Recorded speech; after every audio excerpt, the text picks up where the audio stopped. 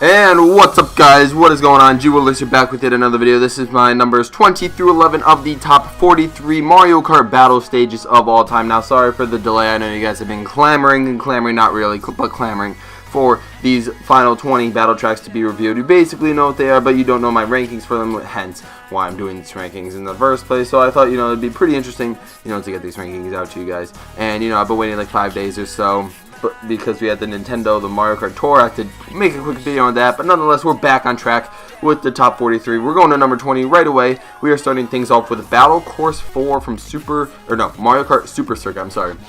I'm already buzzed up from the number 21, which was a battle course from Super Mario Kart. As you can see, the Super Mario Kart and the Mario Kart Super Circuit, they they kind of coexist with each other. But this is, I don't know why this is like number 20. This is actually a pretty good battle course, I'm not gonna lie. This has the exact same background in the theme song as Yoshi Desert from the exact same game here, which I think was the Star Cup track. And it's just, I don't understand. I mean, this course is actually not bad. There's some lakes everywhere and you get to avoid them, and they're pretty fun because they make for some strategic strategies for if someone's trying to hit you with a red shell, you can just dive in one of these lakes and you can just surprise them with a star like that. And it makes it for some pretty great gameplay, I'm not going to lie. It was pretty fun. But number 19, this is a very controversial track. Course battle stage. This is Tilt-A-Kart from Mario Kart Double Dash. This was the hardest unlockable battle stage that you did have to unlock.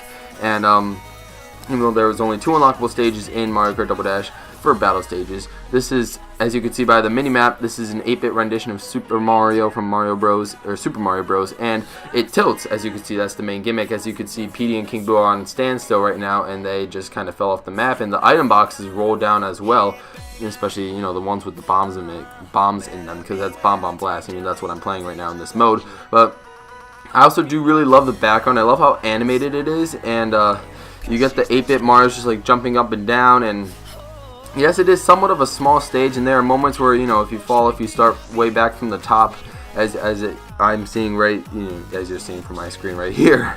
That's the words I'm trying to put together. Other than that, I think it's not a bad course. It's somewhat flat, but the gimmick, it takes a little bit to get used to, but over time, I think you'll find yourself enjoying it. Number 18, though, we have Wuhu Town from Mario Kart 7. Again, we have a pretty solid lineup of Mario Kart 7 battle tracks, even though there's only 3 of them here. We already discussed one of them earlier, which was Honeybee Hive, and now we have Wuhu Town, which did make a reappearance in Mario Kart 8 Deluxe, but we're not counting that Wuhu Town. We're only counting this one's Wuhu Town because this is one that was a Nitro track. And granted, even though the Mario Kart 8 Deluxe version of Wuhu Town is much better because it allows you to, do things such as like going into the basketball court, as you can see here, or coming up where I can't actually make it inside the basketball court because it's locked and all that. But I do like the setting though. Back in Mario Kart 8 Deluxe, the setting was like all daytime and stuff, but this is like a nighttime feel because it's got the starry sky and all that kind of stuff. So I do like the scenery a little bit more in this one, and even though it's a little bit more closed it's a little harder to find people, but I do like the concept of bringing the Wuhu Town to Mario Kart 7, and it was a very interesting track, not gonna lie. So we are moving on to number 17. This is Urchin Underpass from Mario Kart 8 Deluxe. This does not count as a retro whatsoever because this track or stage actually originated in Splatoon. Hence, you can see all the green and purple ink. One thing I do wish though is that every time you play the stage, the colors of the ink would switch, just like the colors of the ink switch in Splatoon, depending on the amount of matches you played. Now, granted, I did not play much Splatoon. I did not play as much Splatoon 1 as I probably should have. I probably played more Urchin Underpass on this course than I did in the actual Splatoon 1. But nonetheless, I do think Urchin Underpass made a great transference into Mario Kart 8 Deluxe, and it actually makes for a really fun battle track because there's different alleyways and places where you can hide. We're not going to talk about that moment right there where I hit myself with my own green shell, but there is different places for people to go. It's pretty expanded, so in Renegade Roundup, when you have to capture people and all that kind of stuff, it could get a little tricky, but that's what makes it fun because it's very high paced. Now let's move on to a very condensed track. Now you're probably thinking, how is a complex stadium like Urchin Underpass just one spot lower than the Nintendo GameCube, which is basically just a box? To be honest, for me, this is just for the pure sake of nostalgia, it being at number 16.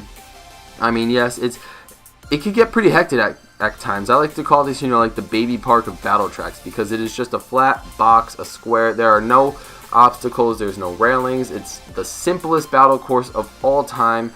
but at the same time it could be pretty extreme, because you know there's like there's no different texture for track.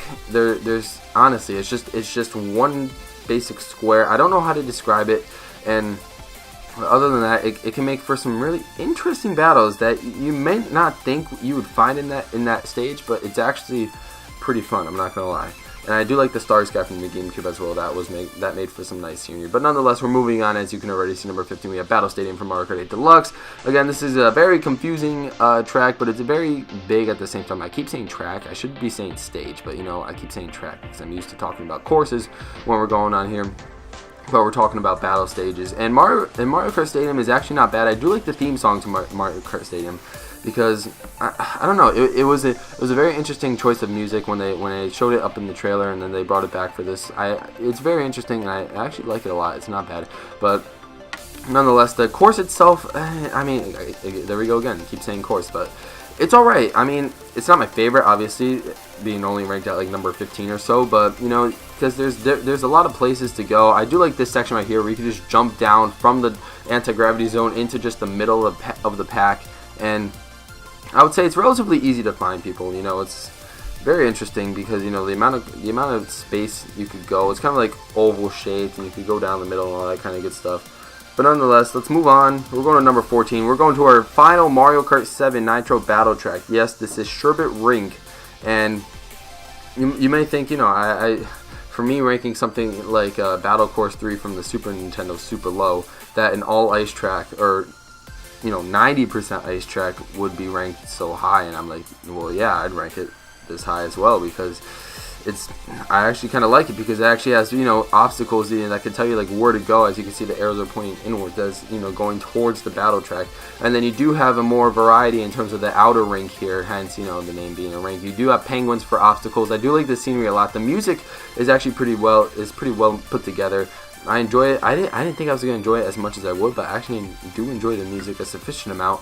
And the amount of times you're just going around and you're getting destroyed by red shells, as you can see in this video, this is not something I'm proud of right now. But anyways, it was very interesting. The amount of different textures and layers there are, and the different places to hide in corners. I do enjoy the, you know, festivities and the amount of stuff to do in that battle course. So props to Sherbet Rink for making it to number 14. But we're moving on to number 13, a Mario Kart Wii track. Haven't seen one of these all video, but this is Delfino Pier from Mario Kart Wii. Again, you know, kind of a, you know, a pull from a Delfino Square, which was also a retro track in Mario Kart Wii. And I would say this is one of the more complex Mario Kart battle stages of all time, not gonna lie, because there's different layers that are, you know, different floors that this battle track encompasses, you know, such as like, you know, this somewhat basement type layer where it could get easily flooded, and it's a very bad choice because, you know, once water starts flooding, then you're basically trapped and you're gonna lose coins or balloons, and you really don't want to do that. And then it's kind of like a waiting game, because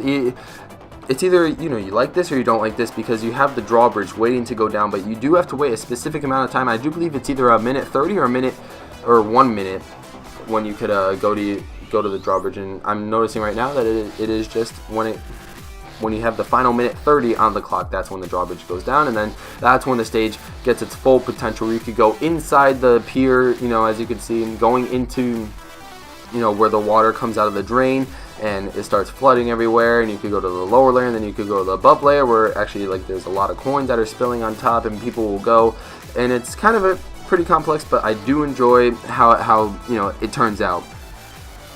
Nonetheless, we have number 12, Chain Chomp Wheel from Mario Kart Wii. Again, we have a Mario Kart Wii track ranked at number 12, and right after another Mario Kart Wii track. Now, most people probably like Delfino Pier a lot more than Chain Chomp Wheel, and are probably going to be like, Gabe, what the heck is this? But to be completely honest with you, it's just, you know, personal preference in my, you know, when it comes to the end of it. Both of these stages are actually really fun to play, and I have more memories on this one. I think I played better battles on this one. It's a more controlled environment. You get to see everybody at once, and there's only one like major obstacle, which is the Chain Chomp. And one major thing is the music, though. I mean, I talked a lot about the music this episode of the series, but again, I just have to say, you know, the music that encompasses this track is actually really fantastic, and I do enjoy the melodies a lot.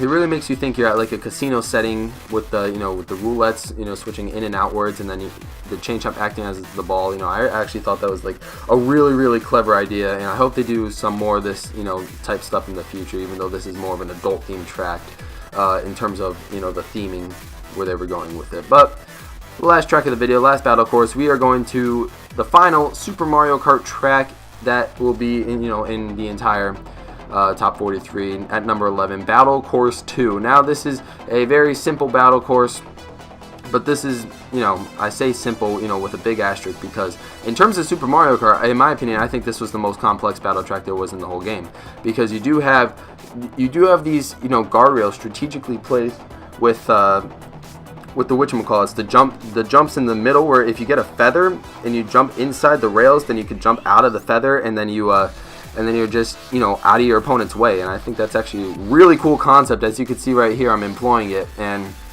you gotta be smart enough with the feather not to land in the water, and that's how you can just get out of your opponent's way. And man, it's just, when I first thought of that concept, that was is really cool, and I just really adore this battle track. But nonetheless, I'm going overtime here, and what do you guys think? Did you guys enjoy this list so far? We are going into tracks 10 through 1, so look forward to that. I promise that it will be coming up soon, and thank you so much for watching.